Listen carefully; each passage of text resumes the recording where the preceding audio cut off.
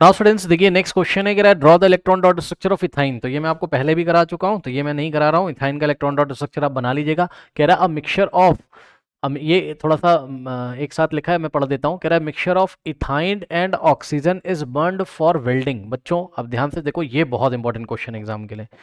Ethyne का, सुन लो ध्यान से, इथाइन का मिक्सचर हम लेते हैं किसके साथ? ऑक्सीजन के साथ, और ऑक्सी एसिटिलीन टॉर्च बनाते हैं। क्या बनाते हैं? Oxy acetylene torch. ठीक है। अब ऑक्सी एसिटिलीन टॉर्च क्यों है नाम, पहले आप ये समझ लो। क्या किया उसने? मिक्सचर ऑफ इथाइन लिया ऑक्सीजन के साथ। तो सुनो बच्चों, इथाइन का फॉर्मूला क्या है? C triple bond C. ठीक है, single bond H, single bond H. Okay, और इसका मिक्सचर लिया प्योर ऑक्सीजन के साथ। सुन लो, एयर में नहीं लिया, एयर के साथ नहीं लिया, प्योर ऑक्सीजन लिया। क्यों लिया?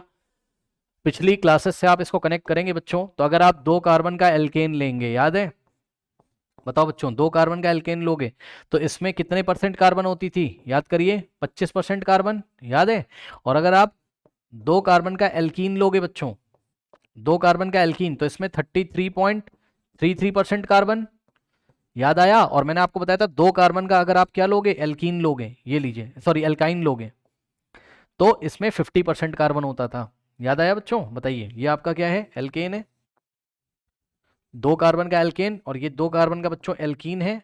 और ये 3 कार्बन का, सॉरी 2 कार्बन का क्या है? एल्काइन है, इथाइन। बच्चों इथाइन, ये देखिए, ये रहा आपका इथाइन। इसका आयु पैक नेम क्या है बच्चों? इथाइन। और ध्यान से सुनिए बच्चों, इसका जो कॉमन नेम है, ये इसका आयु पैक नेम है। मॉलिक्यूलर फॉर्मूला कैसे लिखोगे इसको? C2H2, 2 carbon 2 hydrogen, C2H2। इसका कॉमन नेम क्या है बच्चों? कॉमन नेम है इसका एसिटिलीन, एसिटिलीन। ठीक है, ये इसका कॉमन नेम है। ठीक, यानी कि आपको इथीन ना देके exam, sorry I am sorry, ethyne ना देके आपको एसिटिलीन भी एग्जाम में दे सकता है नाम, तो आपको पहचानना पड़ेगा। ठीक है, बहुत बढ़िया। अब आप आ जाओ, यहाँ आ जाओ वापस बच्चों। ध्यान से सुनो, मैंने आपको बताया था जैसे जैसे कार्बन की परसेंटेज बढ़ती जाएगी, ठीक है, वैसे वैसे कंप्लीट कंबशन कराने के लिए आपको और ज्यादा ऑक्सीजन चाहिए। ये सुनो, ठीक है ना? तो सबसे ज्यादा ऑक्सीजन की जरूरत कहां होगी बताइए? सबसे कम ऑक्सीजन की जरूरत कहां होगी? एल्केन में सबसे कम ऑक्सीजन। तो ये नॉर्मली एयर में ही कंप्लीट कंबशन कर लेगा। और कौन से कलर का फ्लेम देगा आपको? ये बताइए, ब्लू फ्लेम। याद है बच्चों? और अगर आपके पास एल्कीन या एल्काइन है, तो रिलेटिवली उसमें कार्बन की परसेंटेज ज्यादा होती है बच्चों। ठीक है, तो इन दोनों का होगा इनकम्प्लीट कंबशन। इन दोनों का क्या होगा? In complete combustion. कहां पर? एयर में। इनकम्प्लीट कंबशन होगा बच्चों एयर में, क्योंकि एयर में प्योर ऑक्सीजन थोड़ी ना मिल पाती है इसको, क्योंकि यहाँ कार्बन की परसेंटेज ज्यादा है। जितना ज्यादा कार्बन होगा उतना ज्यादा आपको ऑक्सीजन की जरूरत पड़ेगी। ठीक है ना? क्योंकि कार्बन और ऑक्सीजन मिलकर आपको कार्बन डाइऑक्साइड गैस देते हैं, ये बात आपको पता है, जब कंबशन रिएक्शन होती है। ठीक है ना? CO2 मिलेगा, H2O मिलेगा, हीट और लाइट मिलेगा। ठीक है स्टूडेंट्स, करेक्ट? तो अब आपको क्या करना पड़ेगा? अगर आपको एल्कीन और एल्काइन का कंप्लीट कंबशन कराना है बच्चों, अगर आपको एल्कीन या एल्काइन का कंप्लीट कंबशन कराना है, तो आपको क्या सप्लाई करनी पड़ेगी? बताइए, क्या सप्लाई करोगे आप? Pure oxygen. मानते हो कि नहीं बताओ? हाँ, तो आप ऑक्सीजन एक्स्ट्रा उसको सप्लाई करो ना। सुन लो ध्यान से, ये जो बॉन्ड होते हैं ना, इन बॉन्ड्स में एनर्जी होती है, केमिकल एनर्जी। वही केमिकल एनर्जी किसमें चेंज होती है आपकी? शायद आप लोग को दिख नहीं रहा होगा। हाँ, इसको मैं थोड़ा सा इसको ऊपर कर देता हूँ। ठीक है ना? तो ये जो बॉन्ड होते हैं, यहाँ पे आप देख ही रहे होगे, ये देखिए, ये देखिए। ठीक, तो यहाँ पे जो बॉन्ड होते हैं, इस बॉन्ड में बच्चों होती है केमिकल एनर्जी। जितने ज्यादा बॉन्ड होंगे उतनी ज्यादा केमिकल एनर्जी होगी। तो उस केमिकल एनर्जी को हीट के फॉर्म में बाहर निकालना है आपको। ठीक है ना? वेल्डिंग करने के लिए। तो भाई उसको कैसे निकालोगे? उसका कंप्लीट कंबशन करा दो। कंप्लीट कंबशन कराने के लिए आपको एक्स्ट्रा ऑक्सीजन देनी पड़ेगी, तभी सारी की सारी जो बॉन्ड एनर्जी वो किसमें चेंज होगी? हीट एनर्जी में। बॉन्ड एनर्जी मतलब भाई उसमें जो केमिकल एनर्जी, उसको भाई आपको पता है ना, एनर्जी का ट्रांसफॉर्मेशन हो सकता है from one form to another form, law of conservation of energy से। तो यहाँ जो केमिकल एनर्जी उसको आपको चेंज करना है। सुन लो ध्यान से, देखो, कोई ये बोलेगा हमें तो बहुत ज्यादा हीट चाहिए, तब तो आपकी चॉइस क्या होगी? आप एल्केन ले लोगे। कब? जब केवल एयर प्रेजेंट है। लेकिन अगर प्योर ऑक्सीजन प्रेजेंट हो जाए, तो सुन लीजिए, तो एल्काइन से ज्यादा कोई हीट एनर्जी दे नहीं पाएगा आपको। समझ रहे हो क्यों? क्योंकि उसकी, उसमें 3 बॉन्ड है बच्चों, ट्रिपल बॉन्ड है। कार्बन की कॉन्सेंट्रेशन भी ज्यादा है, कार्बन का परसेंटेज भी ज्यादा है। वो तो उसको ऑक्सीजन नहीं मिल रही ना, इसलिए अच्छे से कंबशन नहीं कर रहा। अगर तुम अच्छे से ऑक्सीजन सप्लाई कर दो, तो इससे ज्यादा हीट कोई दे नहीं सकता है।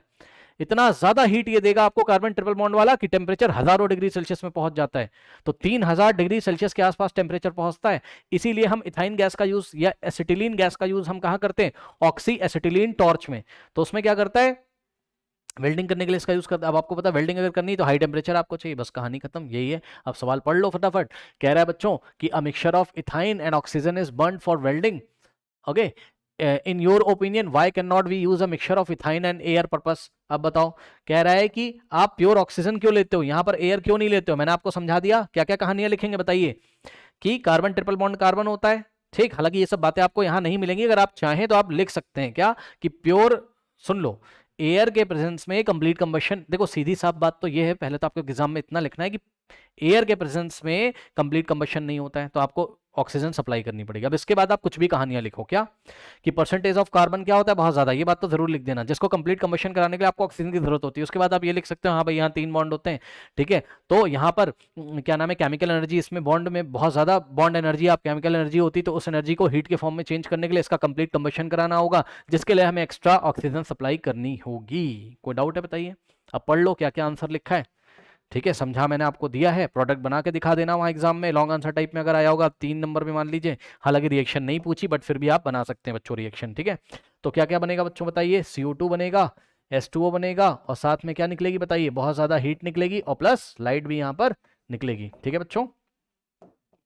आपको एग्जाम में क्वेश्चन भी आ सकता है कि ऑक्सी एसिटिलीन टॉर्च में कौन सी गैस यूज करते हैं, इथाइन या एसिटिलीन, इसका कॉमन नेम है, तो आप इसको ऐसे भी लिख सकते थे, C2H2, देखो 2 कार्बन 2 हाइड्रोजन, C2H2 और प्लस O2 बच्चों गिव्स आपका क्या, CO2, और प्लस क्या मिलेगा यहाँ से, H2O। सही है, बैलेंस बैलेंस कर लेना, ठीक है, बैलेंस कर लोगे, ठीक है। 2 हाइड्रोजन और कितने हो गए, कार्बन यहाँ पर 2 है, तो 2 कार्बन करने के लिए आप यहाँ 2 लगाओगे, ठीक है। ऑक्सीजन 2 to the 4 + 1 5 हो जाएंगे, उसके लिए आप यहाँ 2 लगा देना, हाइड्रोजन आपके 4 हो गए, 2 लगा देना, तो यहाँ पर आपको क्या लगाना पड़ेगा, कार्बन 4 हो जाएंगे आपके, ठीक। तो यहाँ से आप क्या लगाओगे, यहाँ 4 लगाओगे, 4 to the 6 और 6 + 2 कितना होता है आपका, 4 + 2 4 to the 8, 8 + 2 कितना हो गया, 10 ऑक्सीजन हो गया, तो यहाँ 5 लगा दोगे, 5 to the 10। अब चेक कर लो, 2 to the 4 कार्बन, यहाँ पे 4 कार्बन, फिर 4 to the 8 और प्लस 2 ऑक्सीजन उधर 10 हो गया, 5 to the 10, ओके। और चेक कर लेना भाई, carbon 2 to the 4, 2 to the 4 hydrogen, 2 to the 4 balance है, चेक कर लो, बैलेंस है, यस और no. 4 carbon 4 carbon, 2 to the 4 hydrogen, 2 to the 4 hydrogen, oxygen देखिए 5 to the 10, 4 to the 8 और 8 + 2 10, बिल्कुल सही। यहां से आ जाएगा क्या आपके पास, हीट और लाइट, ठीक है। अब थोड़ी सी इसकी कहानियां पढ़ लो, क्या लिखा हुआ है यहाँ पे जल्दी से, ठीक है। आंसर में कह रहा है, अच्छा 1 minute, why we use a mixture of ethine and air for this purpose and why we cannot use mixture of ethine and air, ethyne और एयर का मिक्सचर क्यों नहीं यूज कर सकते, तो हमने लिखा no, mixture of ethyne and air can not be use for welding because ethyne is burned in air, it gives sooty flame. Ethyne को एयर के प्रेजेंस में बर्न करोगे सूटी फ्लेम देगा, है ना, येलो सूटी फ्लेम देगा, धुएंधार, क्योंकि वहां एयर से उसको सफिशिएंट ऑक्सीजन नहीं मिलता है।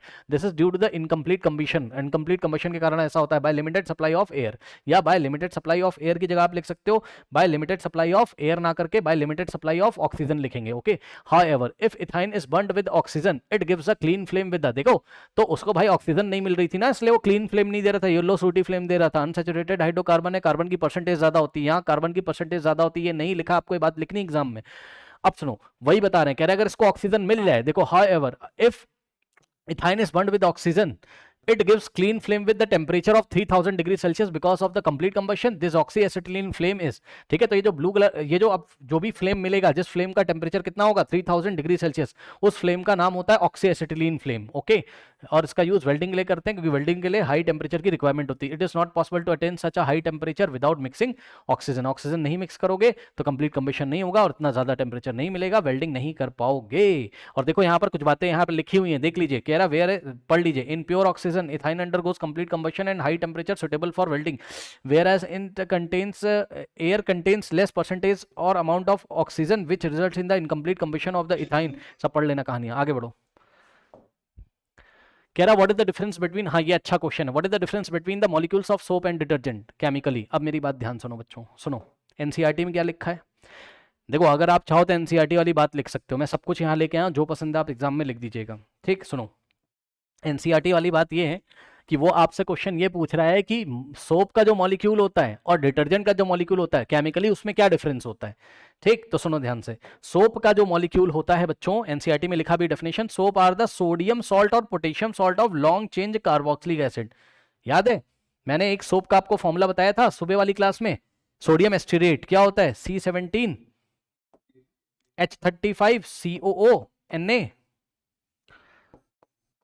S35COO अब आप चेक करो, इसमें C17 यानी कि 17 कार्बन है पीछे, 1 2 3 4 5 6। अब मैं पूरा नहीं बना रहा हूं, उस तरीके से पीछे कितने कार्बन है टोटल, 17 कार्बन है। फिर क्या लगा है, 35 हाइड्रोजन टोटल लगे होंगे। फिर क्या लगा है, COO, ध्यान से सुनो, COONA। तो आप ये सोचो बच्चों, ध्यान से सुनो, ध्यान से ध्यान से ध्यान से, 17 कार्बन, 17 कार्बन पीछे लगे होंगे, और यहाँ क्या है, COONA की जगह H रहा होगा कभी, यानी कि COOH रहा होगा। अगर COH होता है तो क्या होता है बच्चों, कार्बोक्सिलिक एसिड होता है कि नहीं होता है, बताइए।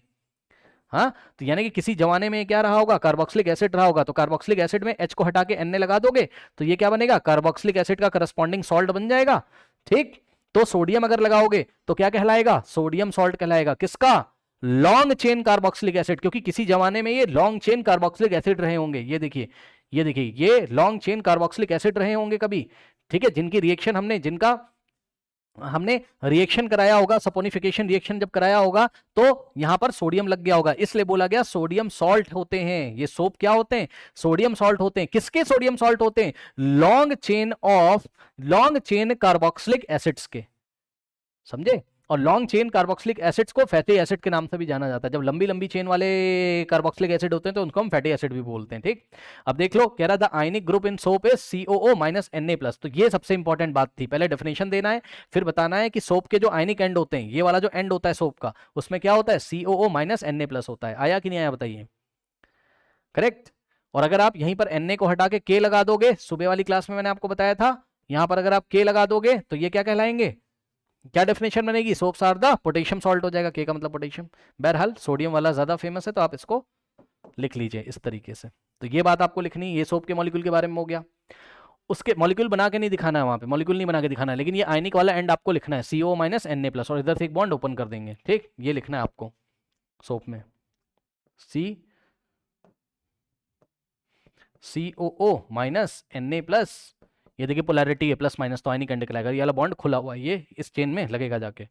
उसके बाद बच्चों ध्यान से सुनिए जरा, अब जो डिटर्जेंट्स हैं, डिटर्जेंट में एनसीईआरटी में तो ये लिखा हुआ है, क्या, एनसीईआरटी में ये लिखा है क्या, detergent are generally sodium salts of sulphonic acid और अमोनियम सॉल्ट्स विद क्लोराइड्स और ब्रोमाइड। इसका मैंने आपको सुबह बताया था, तो आप चाहो तो याद कर लो। ठीक है, और नहीं तो पता है मुझे बेस्ट क्या लग रहा है, मुझे जो एशान में दिया ये मुझे बेस्ट लग रहा है आपका।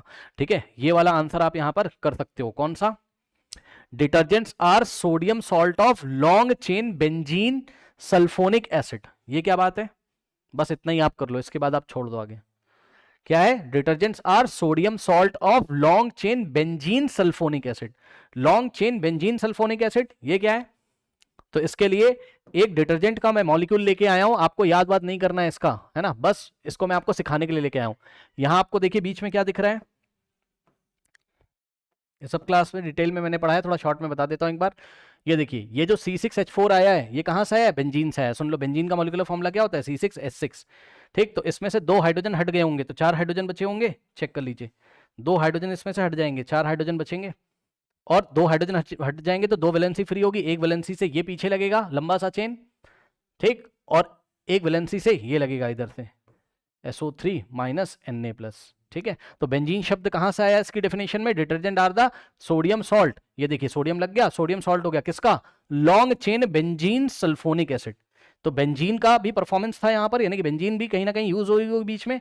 ठीक है, और ये SO3 माइनस के लिए हम सल्फोनिक शब्द का यूज करते हैं, इसलिए detergents are sodium salt of long chain benzene sulphonic acids. Correct, और इसका एंड हम दिखा देंगे, ये रहा इसका एंड। इसके आयनिक एंड को आपको दिखाना है, ये वाला नहीं, आप ये वाला इसका आयनिक एंड दिखा देना, SO3 माइनस और Na+। जब आपको एग्जाम में कुछ भी याद ना है, सुन लो ध्यान से, तो बस आप आयनिक एंड दिखा देना। क्या, सोप की डेफिनेशन लिखना और उसमें बोल देना आयनिक एंड ये है, और डिटर्जेंट की आप डेफिनेशन लिखना और उसमें ये वाला आयनिक एंड आप बता देना। ठीक, करेक्ट, तो ये चीज़ हो जाएगी। अब डिटर्जेंट की डेफिनेशन आप चाहे ये वाली लिख लो और चाहे एनसीईआरटी वाली लिख लो, लेकिन आप उसके आयनिक एंड को जरूर बता देना। तो बस यही दोनों के मॉलिक्यूलर फॉर्मूला में डिफरेंस है। अब देखो क्या कह रहा है, explain the cleansing action of soap. तो ये मैं पहले ही पढ़ा चुका हूँ, अब आगे बढ़ते हैं। अगला सवाल देखो, यहाँ पे देखिए, कह रहा है कार्बोक्सिलिक एसिड मॉलिक्यूलर फॉर्मूला क्या आपका, C2H4O2। ठीक, तो 2 कार्बन का कार्बोक्सिलिक एसिड कौन होता है, CH3COOH, ठीक। फिर कह रहा है reacts in the presence of alcohol, अगर अल्कोहल से रिएक्ट करोगे, और अल्कोहल भी हम लोग के पास कौन सा था, C2H5OH, वही अल्कोहल होगा, चेक कर लेना आप। कह रहा है alcohol in the presence of N acid catalyst, है ना, यहाँ क्या लगाते थे, कॉन्सेंट्रेटेड H2SO4, तो बस वही एस्टरिफिकेशन वाली रिएक्शन है आपकी। कह रहा है to form a compound X, तो एक कंपाउंड X बन जाता है, तो X नाम का कंपाउंड बनेगा, वो कंपाउंड कौन सा होगा बताओ, यहाँ से H निकाल दोगे, OH निकाल दोगे, क्या बन जाएगा यहाँ से CH3COO, है ना, और C2H5, तो यही आपका X है। तो X क्या है यहाँ पर आपका, X क्या है आपका, इथाइल एथेनोएट। कह रहा है कि the alcohol on an oxidation with alkaline KMnO4 followed by acidification gives the same carboxylic acid, मतलब और साथ में वाटर निकल जाएगा, ठीक है ना। तो जो एल्कोहल आपने लिया होगा, ध्यान से चेक करिए, क्वेश्चन शायद मैं पहले भी करा चुका हूँ, जो एल्कोहल आपने लिया होगा, तो एल्कोहल तो वैसे हमको ये क्वेश्चन याद हो गया पूरी तरीके से, तो एल्कोहल जो हमने लिया होगा, उस एल्कोहल को अगर हम किससे कराएंगे, KMnO4 से कराएंगे, ठीक। KMnO4 क्या होता है, एल्कलाइन KMnO4 क्या होता है बच्चों आपका, ये होता है ऑक्सीडाइजिंग एजेंट, तो ये ऑक्सीडाइज हो जाएगा, और चेक कर लीजिए क्या बना देगा, 2 कार्बन का एसिड CH3COOH। लो, यही बात कह रहा है वो, कि जो एसिड तुम स्टार्टिंग में लेके चले थे वही एसिड बन जाएगा जब तुम क्या करोगे, एल्कोहल की, मतलब जो एल्कोहल जो भी चूज किया था, तो कौन सा एल्कोहल चूज किया था, इसका मतलब इथेनॉल, क्योंकि इथेनॉल का ही अगर तुम एल्कलाइन पोटेशियम परमैंगनेट के प्रेजेंस में रिएक्शन कराओगे, तभी ऑक्सीडेशन रिएक्शन से आपको क्या मिलेगा, एथेनोइक एसिड। तो वो कह रहा है वही कार्बोक्सिलिक एसिड मिल जाता है जो तुमने यहाँ यूज किया था, ठीक। तो कह रहा है कि, और कार्बोक्सिलिक एसिड C2H4O2 है, चेक कर लो, 2 कार्बन 4 हाइड्रोजन 2 ऑक्सीजन। कह रहा है right the name of the structure of carboxylic acid, तो कार्बोक्सिलिक एसिड कौन सा है तुम्हारा, ये रहा तुम्हारा कार्बोक्सिलिक एसिड, ठीक है। तो कार्बोक्सिलिक एसिड है एथेनोइक एसिड, कार्बोक्सिलिक एसिड कौन सा है तुम्हारा, एथेनोइक एसिड, वही क्वेश्चन घुमा फिरा के बार बार आ रहे हैं, एथेनोइक एसिड है, और इसका स्ट्रक्चर बच्चों तुम्हें मैंने बनाना सिखाया है। फिर एल्कोहल, एल्कोहल है तुम्हारा क्या, इथेनॉल, स्ट्रक्चर तुम्हें आता है, and the compound X, X, अब X ये रहा आपका, X का नाम क्या है बच्चों, C2H5 के लिए इथाइल, ठीक है, एथेनोएट, इथाइल एथेनोएट हो जाएगा, सही है ना। इसका स्ट्रक्चर फटाफट, स्ट्रक्चर भी सुबह वाली क्लास में बताया था, अब हम इसका स्ट्रक्चर नहीं बता रहे हैं, ठीक। तो ये आपका जो है कंप्लीट हो गया। आगे बढ़िए, नेक्स्ट सवाल देखिए। अब बच्चों देख लो सवाल आपसे क्या कहता है, कहता है name the oxidising agent use for the conversion of ethanol to ethanoic acid. Ethanol को एथेनोइक एसिड में ले जाने के लिए 2 ऑक्सीडाइजिंग एजेंट हमने पढ़ा है, कौन कौन से, एल्कलाइन पोटेशियम परमैंगनेट या एसिडिफाइड पोटेशियम डाइक्रोमेट। तो ये रहा आपका एल्कलाइन पोटेशियम परमैंगनेट या एसिडिफाइड पोटेशियम डाइक्रोमेट, ठीक। उसके बाद क्या कह रहा है, कह रहा है कि डिस्टिंग्विश करना है किसके बीच में, इथेनॉल और एथेनोइक एसिड के बीच में, on the basis of litmus test. तो बच्चों लिटमस टेस्ट के बेसिस पे दोनों को डिस्टिंग्विश करना है, हम पहले भी करा चुके हैं आपको, acid turns blue to red, याद है, AB रोड, AB रोड। तो इसका मतलब A का मतलब एसिड, ठीक है, turns blue to red, turns, B का मतलब ब्लू, ब्लू टू रेड, ठीक है। तो अगर हम कौन से कलर का लिटमस पेपर लेके आएंगे बच्चों, ब्लू, तो ब्लू चेंज हो जाएगा रेड में, किसके प्रेजेंस में, एसिड। अब चेक कर लो दोनों में से एसिड कौन है, दोनों में से एसिड कौन है, एथेनोइक एसिड। तो एथेनोइक एसिड क्या करेगा, ब्लू लिटमस सॉल्यूशन को या ब्लू लिटमस पेपर को रेड में चेंज कर देगा। और इथेनॉल, इथेनॉल आपका मैंने आपको बताया है कि जो इथेनॉल होता है बच्चों आपका, ना तो वो एसिडिक होता है ना ही वो बेसिक होता है, याद रखिएगा, सुन लो, कई बार बता चुका हूं, एक बार फिर से सुन लो। इथेनॉल जो होता है बच्चों, उसमें दिखते तो है हाइड्रोजन, लेकिन ये H+ आयन नहीं देगा, सुन लिया ध्यान से, इथेनॉल कभी भी H+ आयन नहीं देगा। और इथेनॉल में OH दिखता है लेकिन ये हाइड्रोक्साइड आयन नहीं देगा, ये हाइड्रोक्सिल फंक्शनल ग्रुप है, ये OH- नहीं है, तो ना तो ये बेसिक होगा और ना ही ये एसिडिक होगा बच्चों, ओके। तो इसका मतलब इथेनॉल ब्लू लिटमस पेपर में कोई भी चेंज नहीं करेगा, ना रेड में करेगा, no change in the colour of litmus solution, ठीक। उसके बाद बच्चों याद करिए दूसरा, on the reaction of the basis of sodium carbonate. अगर आप अच्छा, इस बार इसने सोडियम कार्बोनेट से पूछ ली, तो बच्चों सोडियम कार्बोनेट से रिएक्शन लिखने के लिए तो बोला नहीं, इसलिए रिएक्शन नहीं लिखा, ठीक है। वैसे आपको पता है जो सोडियम कार्बोनेट है उसकी रिएक्शन एसिड के साथ अगर लोगे, एथेनोइक एसिड के साथ, तो क्या मिलेगा, कार्बन डाइऑक्साइड गैस मिलेगी ब्रिस्क एफिशिएंसी के साथ, ठीक है। तो CO2 गैस आपको मिलेगी, और इथेनॉल Na2CO3 के साथ कोई रिएक्शन नहीं करता है, नो ब्रिस्क एफिशिएंसी, करेक्ट। तो बस यही चीज है, आगे बढ़िए। बच्चों कह रहे हैं organic compound capital A of molecular formula C2H4। अब C2H4 है, कैपिटल A क्या है, C2H4 है, चेक कर लीजिए। तो कैपिटल A क्या है आपका, C2H4 है। अब बताओ C2H4 किसको बिलोंग कर रहा है, एल्कीन को। एल्कीन का जनरल फॉर्मूला क्या होता है तुम्हारा, CnH2n, जितने कार्बन उसका डबल हाइड्रोजन है। तो चेक कर लो, 2 कार्बन 4 हाइड्रोजन है, ठीक। तो इसका मतलब A कौन है बच्चों, इथीन है। An organic compound capital A of molecular formula C2H4 on reducing. अब इसका रिडक्शन करना है, इसका रिडक्शन करो। रिडक्शन का मतलब क्या पढ़ा है आपने, एडिशन ऑफ हाइड्रोजन, रिडक्शन का मतलब एडिशन ऑफ हाइड्रोजन, और ऑब्वियसली निकल के प्रेजेंस में होगा, टेम्परेचर हाई रखेंगे थोड़ा सा, 150 से 170 डिग्री सेल्सियस के बीच में। क्या बनेगा बच्चों?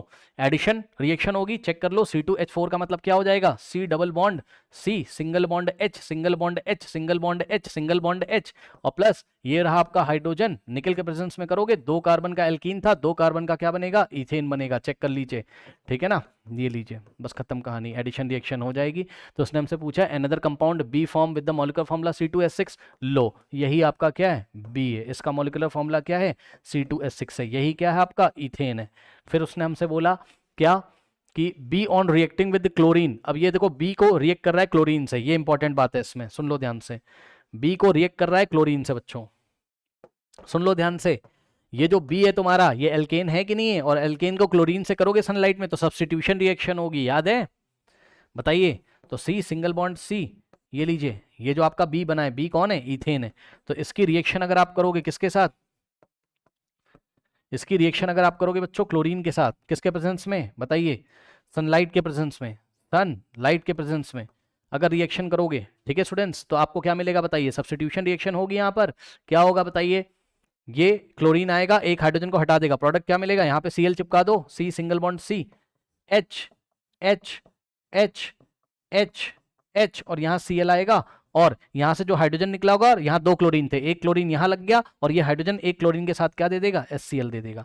ये रिएक्शन लगातार चलती रहती है, लेकिन हम एग्जाम में एक स्टेप में स्टॉप कर देंगे। ओके, अब सुनो, यहाँ खास बात ये है कि जो कंपाउंड बना है उसका नाम क्या है, ठीक है? तो सुनो ध्यान से,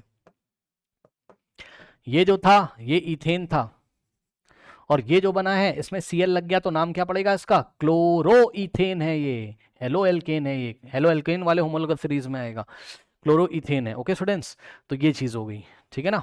ओके, तो ये चीज हो गई। अगर आप चाहें तो इस रिएक्शन को ऐसे भी दिखा सकते हैं, C2H6 और plus Cl2 in the presence of sunlight, है ना, क्या बन जाएगा? C2H5, चेक कर लीजिए, एक हाइड्रोजन हट जाएगा यहाँ से, तो C2H5Cl, और साथ में निकलेगा HCl, चेक कर लो, 2 carbon 5 hydrogen 1 Cl, C2H5Cl, chloro ethane, ठीक। तो उसने हमसे बोला be on reacting with the chlorine in the presence of sunlight give C। तो C कौन है बच्चों? C कौन है? यही आपका C है। कौन? ये आपका C है, ठीक, क्लोरो इथेन। मॉलिक्यूलर फॉर्मूला भी दे दिया उसने C2H5। कह रहा नेम द कंपाउंड ABC, मैंने आपको बता दिया। ए कौन था आपका? ए था बच्चों इथीन, शुरू में ही बता दिया। बी कौन था आपका? बी है आपका इथेन, ठीक, और सी क्या है आपका? क्लोरो इथेन है, ठीक। फिर कह रहे write the chemical equations of the conversion of A to B.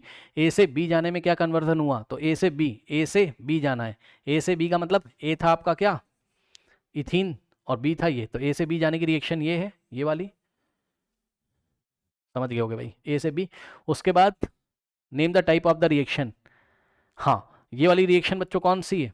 ये रिएक्शन कौन सी है? ए से बी जाने में एडिशन रिएक्शन, जिसको हम हाइड्रोजनेशन भी बोलते हैं। Okay, so type of the reaction, ये देखो type of the reaction addition reaction, okay, and the name of the reaction is hydrogenation. Okay, तो एडिशन रिएक्शन है विच क्या मैं बता रहा हूँ, टाइप ऑफ द रिएक्शन बताना है ना बस। हाँ, तो एडिशन रिएक्शन है।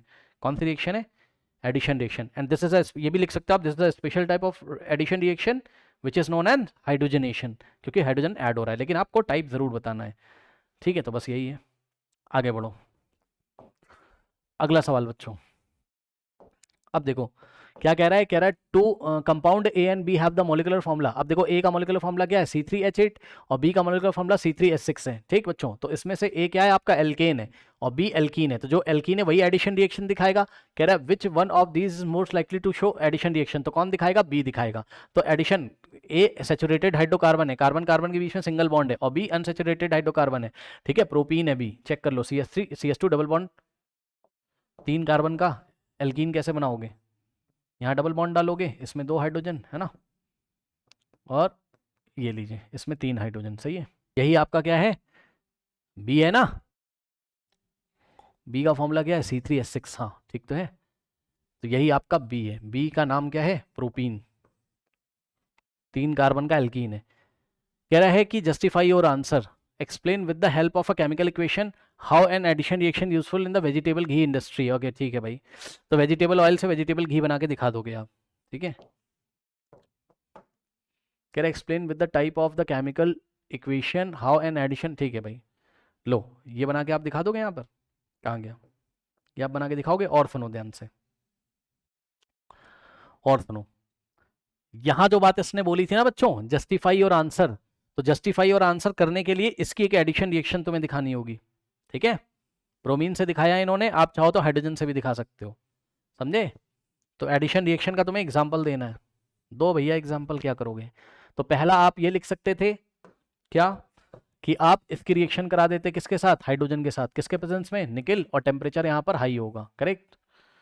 तो यहां से क्या आ जाएगा आपके पास, ये वाला बॉन्ड ब्रेक कर दोगे, 3 कार्बन का क्या बन जाएगा, alkane, C single bond C single bond C, लो प्रोपेन बन गया।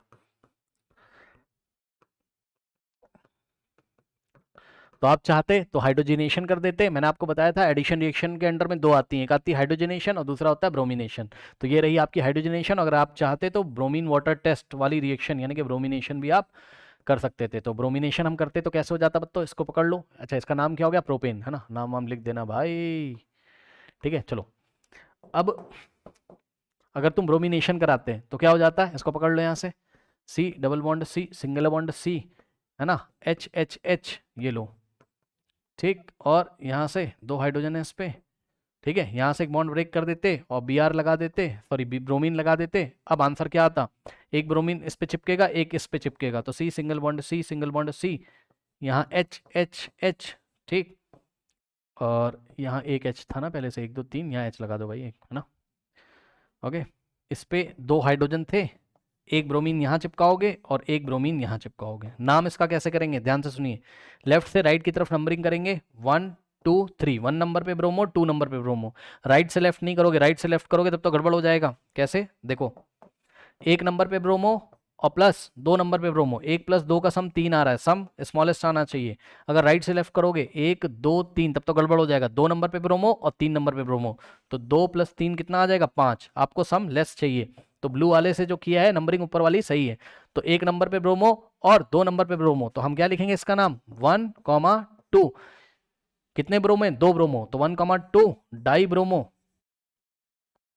डाई ब्रोमो, और 3 कार्बन है तो प्रोपेन, ये लीजिए। तो इस तरीके से हमने एक एडिशन रिएक्शन दिखा दी। अगर आपको इसमें कंफ्यूजन तो आप हाइड्रोजनेशन भी दिखा सकते हो। उसके बाद वेजिटेबल ऑयल से वेजिटेबल घी बनाने के लिए बताना था, आगे बढ़िए। फिर बच्चों देखो, अब ये वाला क्वेश्चन मैंने क्यों लिया, ये आप देखो इंपॉर्टेंट, ये वाला मैंने इसलिए लिया, right the chemical name and formula of vinegar, ये इंपॉर्टेंट बात है। तो इसका केमिकल नेम विनेगर का क्या है, एसिटिक एसिड, ठीक, जिसको हम क्या बोलते हैं, एथेनोइक एसिड भी बोलते हैं, एथेनोइक एसिड भी बोलते हैं। और ये बनाया कैसे जाता है, तो केमिकल नेम एंड फॉर्मूला, जब फॉर्मूला उसने पूछा है तो आपको यहाँ परसेंटेज लिखनी होगी, जो हमने मॉर्निंग वाली क्लास में आपको बताया था, 5 to 8% एसिटिक एसिड लेना है किसमें, वाटर में। So chemically vinegar is 5 to 8% of acetic acid solution in water, ये परसेंटेज आपको याद रखनी है, ठीक है। क्या करते हैं, 5 से 8% हम क्या लेते हैं, एसिटिक एसिड, और बचा हुआ पानी लेते हैं, हमने आपको सुबह बताया था। नेक्स्ट इसका फॉर्मूला हो जाएगा CH3COH, बस खत्म। आगे जो कहानी लिखी है वो आपको आता है second question, describe the chemical equation what happens when sodium react with ethanol, sodium ethoxide बनेगा, हाइड्रोजन गैस निकल जाएगी, ठीक। बस अब हम नेक्स्ट क्लास में करेंगे, ओके।